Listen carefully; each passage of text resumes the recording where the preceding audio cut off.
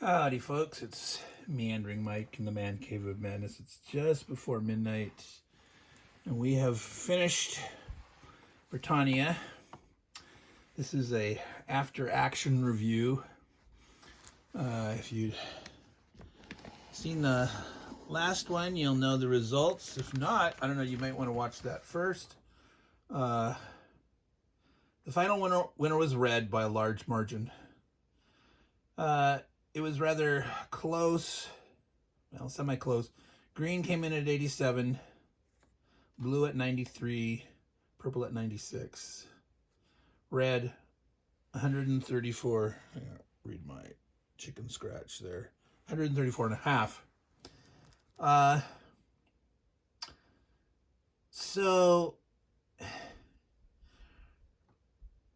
early on, well, not early, about turn 7, it became obvious that the red was coming on by gangbusters. That's when the red players scored big for the Brigantes, Irish, and Saxons in one turn. Now, the blue scored good at that time too, but the Angles and the long term scored nowhere near as good as they should have. I don't want to read my chicken scratch there. Yeah. So looking back, I think I'll get this here so I can point at stuff. This is the setup at the end. Normans, Norwegians, a little bit of Dubliners left. The Welsh had made a comeback. The Irish had a little bit left. The Brigantes, that was not their heyday. They had been a fair bit bigger, actually reaching their counter limit max, but they did end up doing some fighting, and they had one attempt at the pennons where they got their nose bloodied really bad. The Picts actually did well in the long run. They didn't score a lot mid-game, but here at the end, these are worth 3 points each, and that's about as best as you can expect with the Picts. Scoring a lot of points at the end is nice. Caledonians did good early on, but then got bled by the Norsemen. The Norsemen, let's see here, had basically hit the north and down here. The Norsemen are a strange puppy the way they get their points, and depending on where they go, they can get bled early. Scots is another difficult, tough nation to play in that they really need to fight into this mess of hillings up here in northern Scotland, and it's just a slog. And they get Fergus with their major invasion, but he only has like 4 armies. It's tough as the Scots. It's kind of amazing historically, I think. At least the way Britannia here, as Lou has it set up, maybe there's a different, better strategy to ignore early points, come in down here, try to grow more, and then fight your way north. But that depends. What's the strength of the Brigantes or not? And the Brigantes were very strong. They submitted the first possible chance they had to the Romans, and they were big when they did it, and it kept them alive, and that was a major factor that caused all sorts of trouble for other nations doing stuff. So let's go back to the beginning. Let's go to the Romans. The Romans are the key in this game to setting the pace throughout, the first third to half of the game. Because even after they leave, then there's the Romano-British that, how strong the Romans are when they disappear affect how long the Romano-British are and how long they'll last or not. And in almost every game I've played, the Romano-British get trashed pretty quickly. So maybe there's some different techniques. One of the commenters, Doug, He's obviously a very experienced player. From the sound of it, he's probably played tournament play. And he seemed to have a relatively more cautious Norwegian strategy. Not Norwegian. I'm looking at the purple Norwegians here. Roman strategy, where he sounds like, less likely to go for points up north, not driving as far, foregoing those, and trying to be stronger, more consolidated in the south, and therefore have a better chance of defending more of the Roman forts. So the limes, not limes, but limes or limes, scoring more of those, and having a better consolidated, larger Romano-British presence, so that they might, do more damage on their own right and survive a little longer. I think for the strategy that I used, it really hurt the green player, because they went for the Welsh submission, which made the Welsh lose out on those turn 4 points. Now, one thing, when a country is under submission, the Romans could say, no, you don't get to grow. I think the Romans should have let the Welsh to grow. That was probably a mistake on my part, because the thought is the Welsh has no incentive to attack the Romano-British once the Welsh are out from under the thumb. And if you let them, if you say like, hey, look, I'm gonna let you grow, part of the thought is that helps them fight off people like the Irish, which you can't see right now. So the Irish got pretty well established down here, and if the Welsh had been able to grow, that would have been much more difficult for them. So that would have slowed Red down point-wise.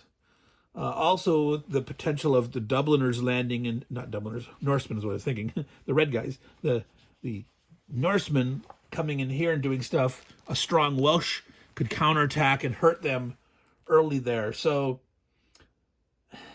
I think, you might want to go for a Welsh submission, possibly as part of a strategy, but if you do, let them grow. And the other alternative is, as the Romans, you maybe hit the Welsh a little bit, hurt them and slow them down a bit, but don't spend too much time trying to get them to submit.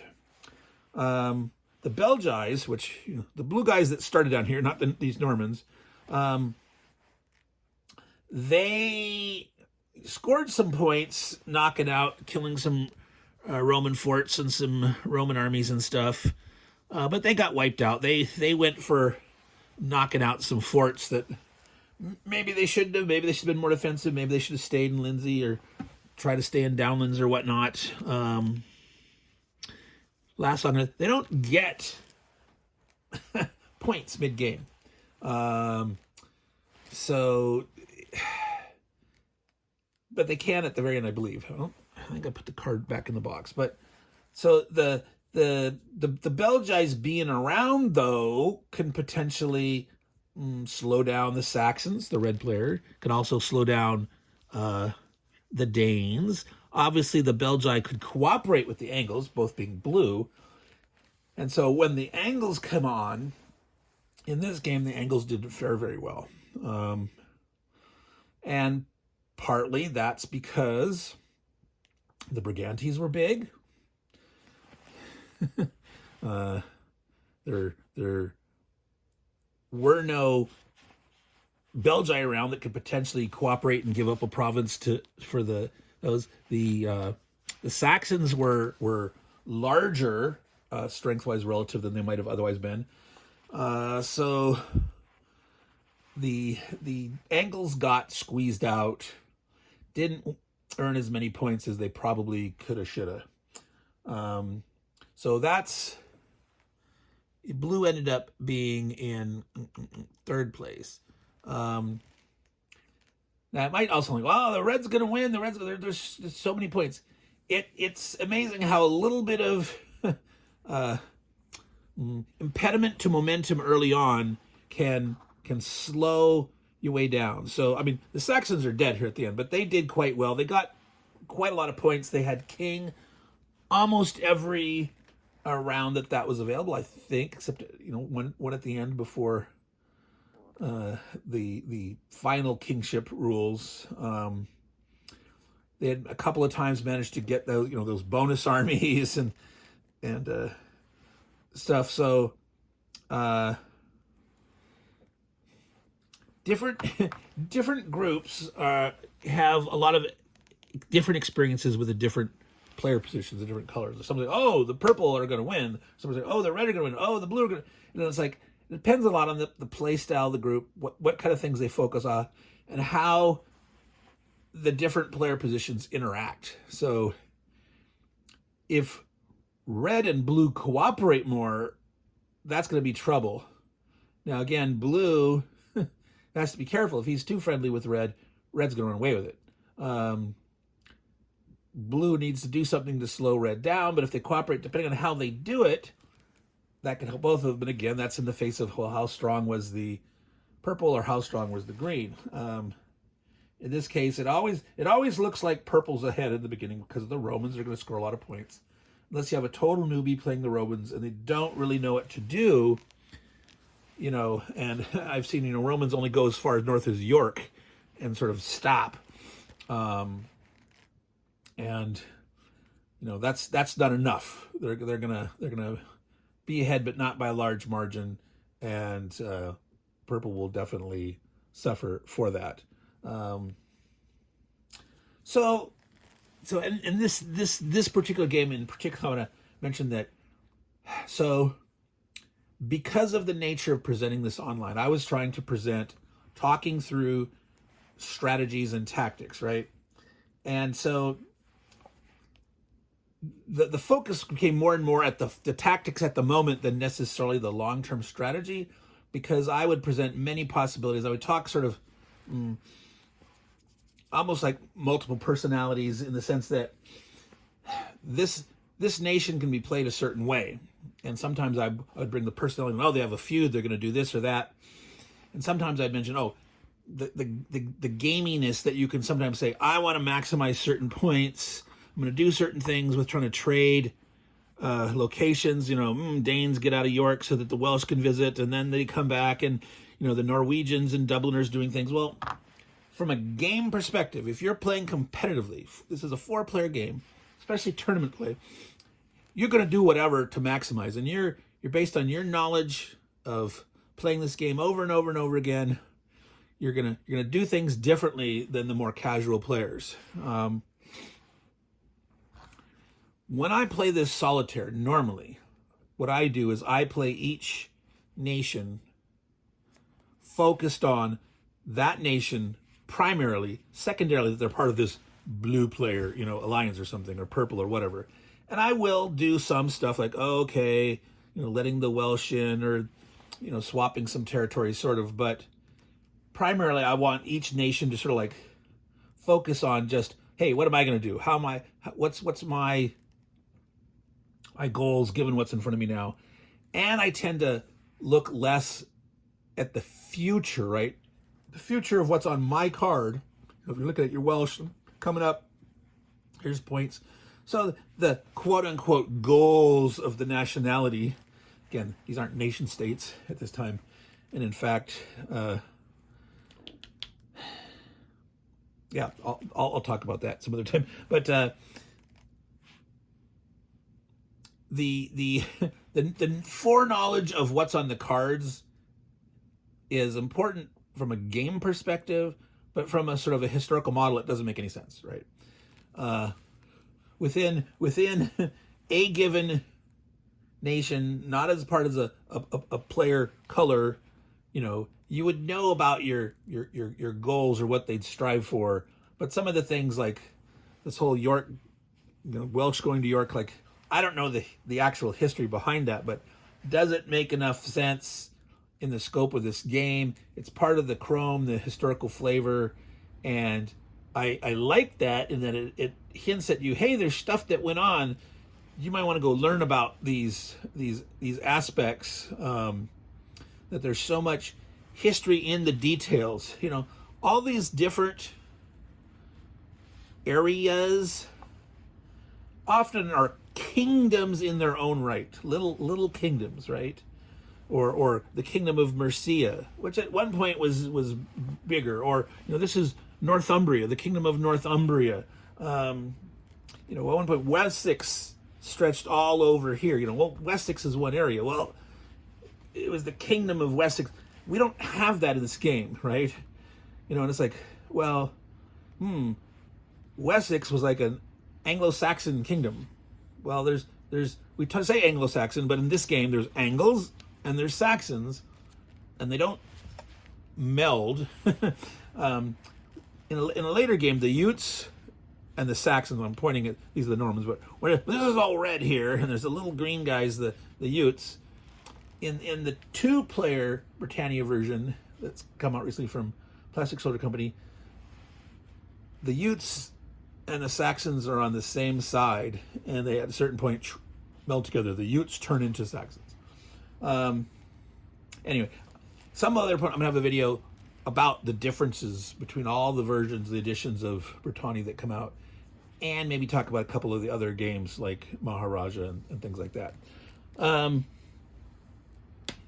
But back to the whole style of play. One can play this game, especially if you're playing solitaire, from different perspectives. You can try to use it to learn about the player positions, like if you're going to play a competitive multiplayer actual game, and you can examine it from that and start to see what are these opportunities for cooperation. So whenever those arose, I tried to explain that, like, here's these things you can do between the nations of these players, and sometimes even between the different player positions. There can be cooperation, and to increase your chance of winning in competitive play, you better be willing to negotiate. That's one thing that the Pulsifer has said in a number of times, like some people don't like to negotiate, but if you want to win, you better learn to negotiate. I mean, you may not like it, but you better learn to do it. But if you're just playing for fun, so you're not going to the World Board Game Championships or whatever to play, you could have a friendly rule at the table, no negotiation. That'd be kind of like cutting into some of the fun. But if at your table, if your guys, like 2 people are always teaming up together and slaughtering everyone, then maybe you might want to have a thing like, well, you guys have to play different positions, or you guys can't talk to each other.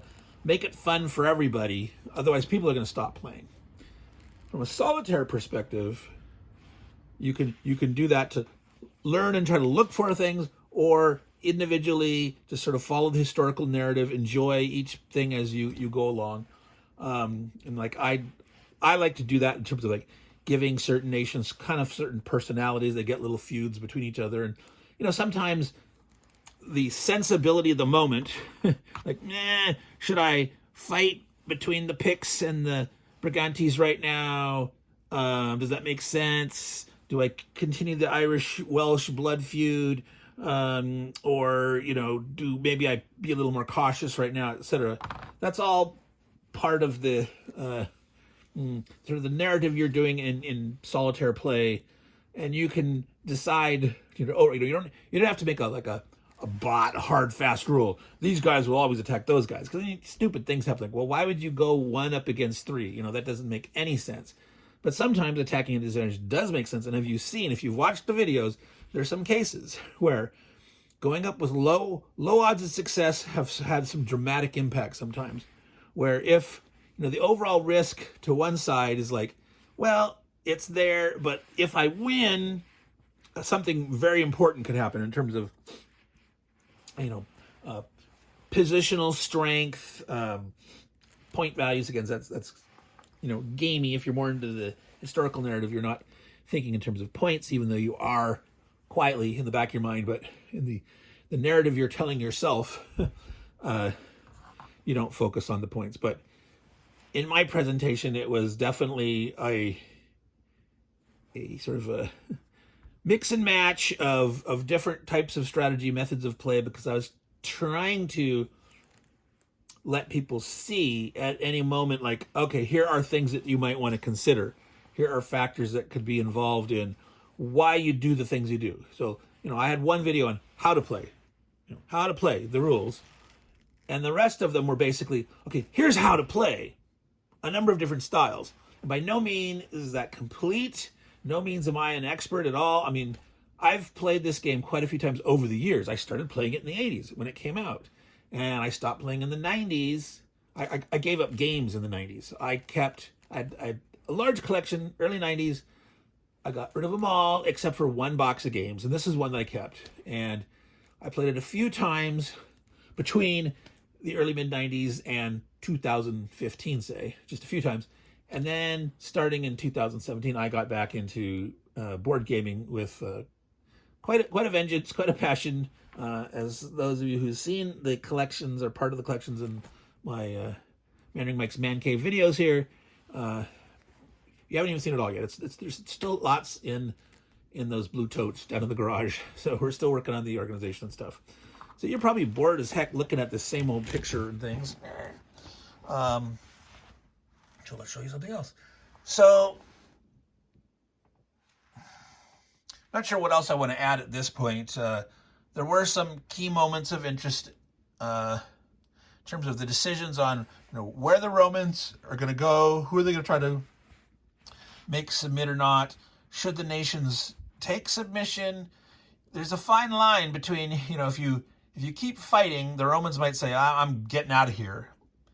Or they might get stubborn and force you. And if you wait too long, you can be so weak, it's going to take forever to come back from it. So you got to be careful.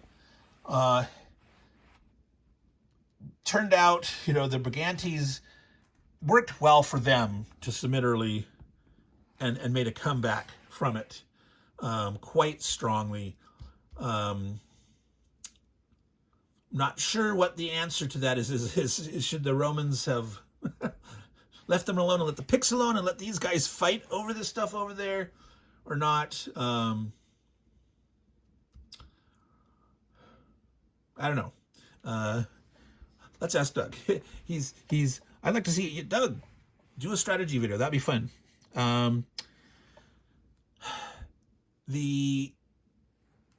Where the Norsemen go, those are big decision points. How the Scotsman's going to do it, Scots. The fighting between Picts and, say, Caledonians, how aggressive you want to be, what kind of risks you want to take up there, that varies a lot. Because if you take a risk and you succeed up there, you're between the balance of power, the power of balance. The balance of power between the Picts and Caledonians can sway back and forth. And the fact that the Caledonians are out on these islands, but, to sort of stay connected, you need all this. And it's hard for them. There's a time when they have the boats, but then they don't. If the Picts can early on get up into one of those islands, that could be nice for them. But then the Norsemen are coming along, and it's like, well, where are they going to focus? If the Brigantes have been beat to snot, they could come in this way and do stuff. But the Norsemen can come all the way down as far as here. There's good points down here for them. They did not expand as much as you might see with the potential to get all those points for having been in territories, one time. But they're only a half a point each. And again, a reminder that the later versions of Britannia changed the point scale. They doubled everything to get rid of the half points. But it wasn't like 100% translation of just doubling. There's, I think, a couple point totals that were not exactly doubled.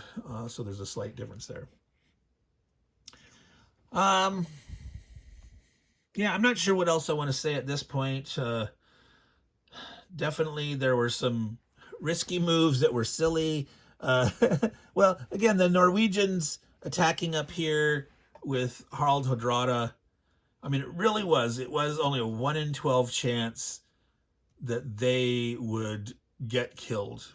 And they did. What they were risking, was it worth it? Was another point for them, a loss of a point. It was safety for their king. Like, there's no way William could get up there and kill them. And it would have, there's no way that the Normans, I'm not letting you see that now anymore. The Normans wouldn't have been able to get king. if they had had this extra one, but they ended up dying anyway, so they couldn't be king, and so the Normans did become king. So I don't know. That's debatable, but again, as someone said, Murphy's Law won out there. It was only 1 in 12, but boy, Murphy won that one.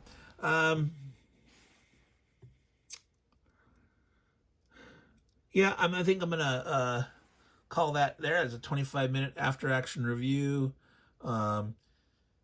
Definitely, if you've never played Britannia, you can probably relatively cheap get one of the older versions. I mean, there's Gibson games where it first came out. There's this Avalon Hill.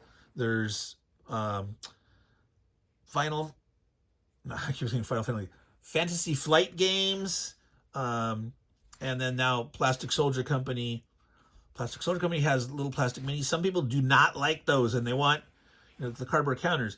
There was a Kickstarter option to get cardboard counters along with, and I did that with the new one.